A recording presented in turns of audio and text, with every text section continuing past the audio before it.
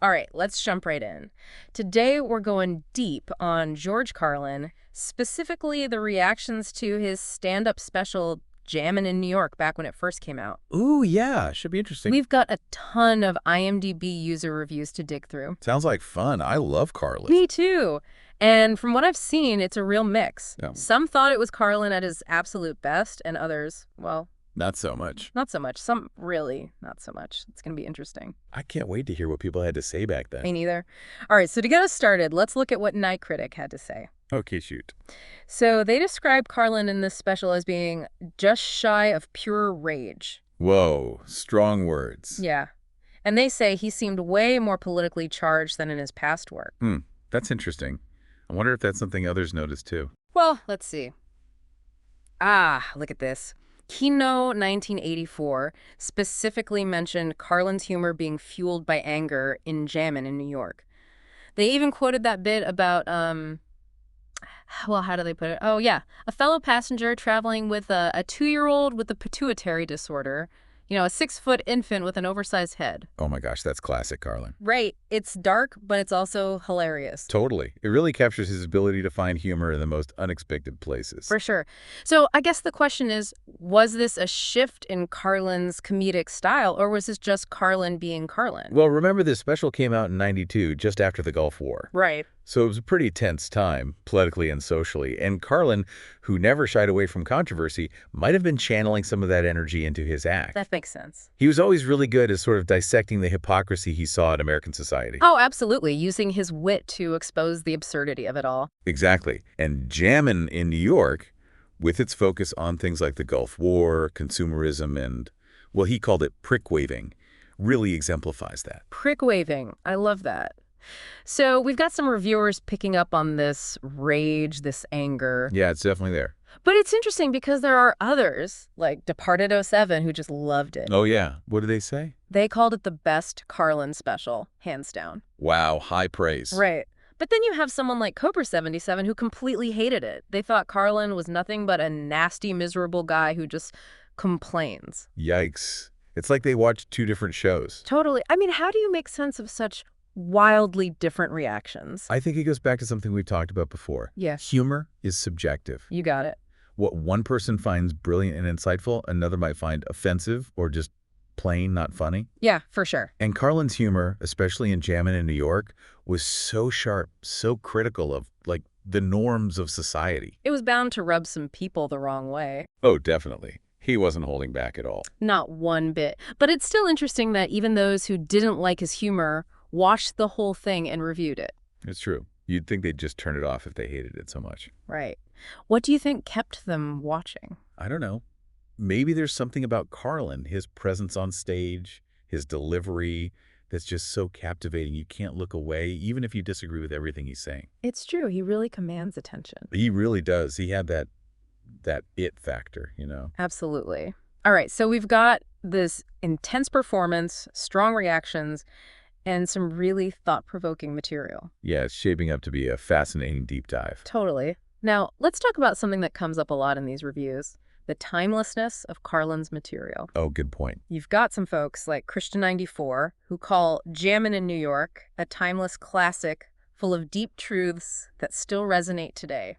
It's true, some of his bits are just as relevant now as they were back then. Exactly. But then you have Cobra77 again saying it feels dated and that the things Carlin complains about are just pathetic. Dated, huh?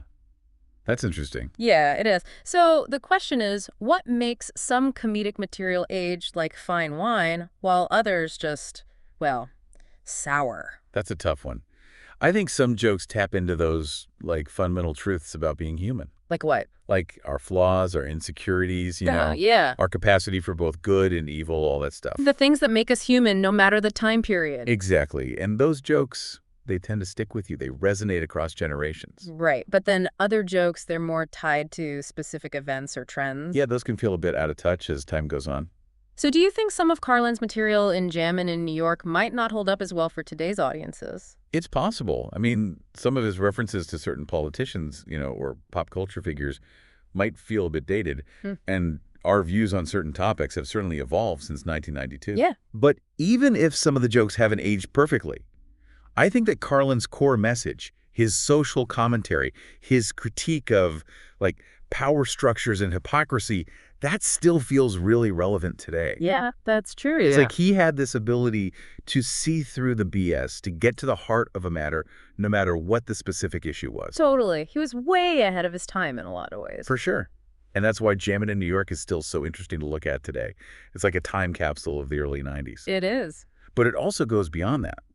It raises questions that are still relevant today. Questions about power, about society, about what it means to be human in a world that often feels, well, absurd. It's thought-provoking, that's for sure. All right, so we've explored these contrasting opinions about Carlin's style, his humor, and whether his material holds up today. A lot to unpack. Definitely. Now, let's shift gears a bit and look at Jammin in New York as a potential turning point in Carlin's career. Sounds good. So there's this one review by Mainhoon Film Premi, and they mention that this special was actually Carlin's own favorite. Wow, I didn't know that. Why was that? Well, according to them, it was his first HBO special filmed live. Ah, that makes sense. And not just filmed live, but in his hometown. New York City, baby, in front of like 6,500 people. Whoa, that's a lot of pressure. Right, you can imagine the energy in that room. I bet. So do you think this marked a change in his approach to stand-up? Maybe. Mainhoon Film Premi seem to think so. They point out that Carlin himself talked about how Jammin in New York represented this move toward longer, more intricate routines. Like he was becoming even more masterful in his craft. Exactly, pushing the boundaries of what stand-up comedy could be. So this special wasn't just a hit with audiences. Yeah. It sounds like it was a really significant moment for Carlin, personally. Yeah, I can see that. That's really cool. And it speaks to the power of this particular performance. It really does. And speaking of passionate fans, there's this simple but heartfelt comment from Ed Sane that just says, "I miss George Carlin." Oh, that's sweet. I know, right? And I think that sentiment, that feeling of loss, says a lot about his impact, you know? Absolutely. He had this incredible ability to connect with people, to give voice to their frustrations and anxieties, their hopes and dreams, Yeah. all of it. He wasn't afraid to say what others were thinking. And he did it in such a clever, insightful, hilarious way. Even those who disagreed with him couldn't deny the power of his voice, his wit, his willingness to speak truth to power. That's what makes him such an enduring figure even all these years later. He wasn't just a comedian. He was a social commentator, a truth teller, a voice for the voiceless. Beautifully said. And I think that's a great place to leave it for now. I agree. We've covered a lot of ground already. We have. But there's still so much more to explore. We've only just scratched the surface of this fascinating special. So true. But we'll have to save that for next time. Can't wait. It's crazy how Carlin, even years after his last show, his work still gets people talking. It's true. He was one of a kind. We were talking about how some folks think Jammin in New York is timeless and others say it feels dated. Right. I'd love to, unpack that a bit more. Yeah, me too. It's interesting how our views on humor change over time. Totally. So, Cobra 77, the one who found the special dated. Yeah, what about them? Well, they said the things Carlin was complaining about just don't matter anymore. I wonder what they meant by that. They didn't really give specific examples, did they? Not really. It's kind of vague, but maybe they felt like the stuff Carlin was riffing on, consumerism or whatever, isn't a big deal now. That's weird, because I think those issues are even more relevant today. Right. It's like they missed the bigger picture. Totally. Carlin wasn't just ranting about random things. He was getting at something deeper. He was going after those underlying systems, those human tendencies that screw things up. Exactly. And that stuff doesn't just disappear. I mean, think about social media. Carlin would have gone nuts over that. Oh my gosh, can you imagine? All those curated personas, the fake outrage, everyone trapped in their own little echo chambers. It's like a breeding ground for the hypocrisy he loved to call out. He'd be all over that, tweeting out jokes, going viral, roasting everyone. Totally. I can picture him now ripping into the whole metaverse thing, cryptocurrency, those tech CEOs. It'd be amazing. But it is strange, right? How can something be timeless and dated at the same time? Yeah, it's a bit of a head scratcher. Like, what's the line there? I think it's about those universal truths versus, stuff that's specific to a certain time. Okay, explain that. So, Carlin was brilliant at tapping into those human flaws, the things we all do, regardless of when we live. Right, those never go out of style. Exactly. But he often expressed those truths through the lens of his own time, using references and language that made sense then, but might not click with everyone today. So it's like the message is timeless, but the packaging might need a little update. That's a good way to put it, like finding an old vinyl record of your favorite band. The music is still awesome, but it's, from a different era. I love that analogy. It makes total sense. But it does make you wonder, what would Carlin be saying about the world today if he were still around? Oh, man. That's the big question, isn't it? He was so good at predicting where society was heading. Like, what new targets would he have for his jokes? It's hard to say, but I bet he'd find plenty of material. The political landscape, climate change, the whole AI thing. It's like a comedian's playground out there. Totally. But I also think he'd still be focused on those core themes, those human flaws that never really change. Yeah, those are always ripe for the picking. He wouldn't let anyone off easy, no matter their political beliefs or anything. He'd be calling out hypocrisy wherever he saw it, pushing us to think critically. He'd be that voice in the back of our minds saying, hey, are you sure about that? Exactly. Reminding us to question everything, to not just accept things at face value. And sometimes I think that's exactly what we need, someone to shake things up, make us uncomfortable, make us really think. Yeah, it's easy to get complacent. But Carlin never let anyone get too comfortable. That's for sure. He was a true original.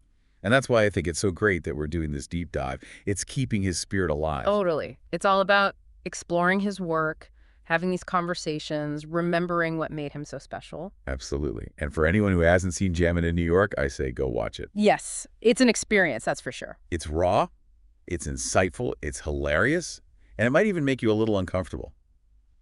But it's definitely worth a watch. Absolutely. And as you're watching, think about what Carlin would be saying today. I bet it'd be pretty amazing. Okay, so we've really dug into Carlin, his style, Jammin in New York, the whole thing. Yeah, it's been a wild ride. So much to talk about. There's one question, though, that I can't let it go. Oh, what's that? What do you think Carlin would be saying about the world today? Like, if he was still here, what would he be riffing on? Oh, man. That's the million-dollar question, isn't it? It is. He was such a sharp observer of everything. The world's changed a lot since he left us, that's for sure. I mean, think about it. Social media, the news, everything's so crazy now. It really is. It's almost like it's tailor-made for a comedian like Carlin. Right.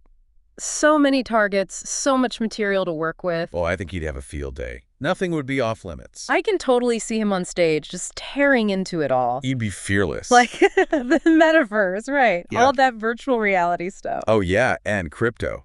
Do you imagine his bits about Bitcoin and NFTs? And don't even get me started on those tech billionaires. We would roast them so hard. And cancel culture. All the arguing about what you can and can't say. He'd be all over that. It'd be hilarious, but also, make you think. Exactly. Like, he'd be pushing those boundaries, making us question everything. I bet he'd even update those 7 dirty words just to keep up with the times. He'd have to. There'd be a whole new list. But it wouldn't just be about the jokes. Right. No. Definitely not. I think, at his core, he'd still be doing what he always did. Which is? Challenging authority, questioning the status quo, calling out BS wherever he saw it. Right, right.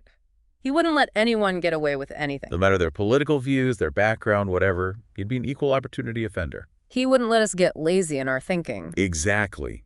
He'd be that voice saying, hey, don't just accept things blindly. Think for yourselves. He was a master at that, always pushing us to look deeper. And that's why I think his legacy is so powerful. Like, it was way beyond comedy. Oh, absolutely. He was more than just a comedian. He was like a cultural force. A philosopher with a microphone. Exactly. He used humor to make us think, to make us question, to make us better. And I think that's why Jammin in New York is still so relevant today. It's more than just a comedy special. It's a staple. It reminds us that comedy can be so much more than just entertainment. It can be a way to challenge the world, to make a difference. It's a call to action disguised as a bunch of jokes. So well said. And to all our listeners, if you haven't seen Jammin in New York yet, what are you waiting for? Seriously, go watch it. It's a wild ride, and it'll definitely make you think. And as you're watching, remember to ask yourself that question. What would Carlin be saying about the world today? I bet he'd have a lot to say. That's for sure. And on that note, we're going to wrap up this deep dive. Thanks for joining us. It's been a blast. Until next time, keep exploring, keep questioning, and remember to find the humor in this crazy world, even when it's tough.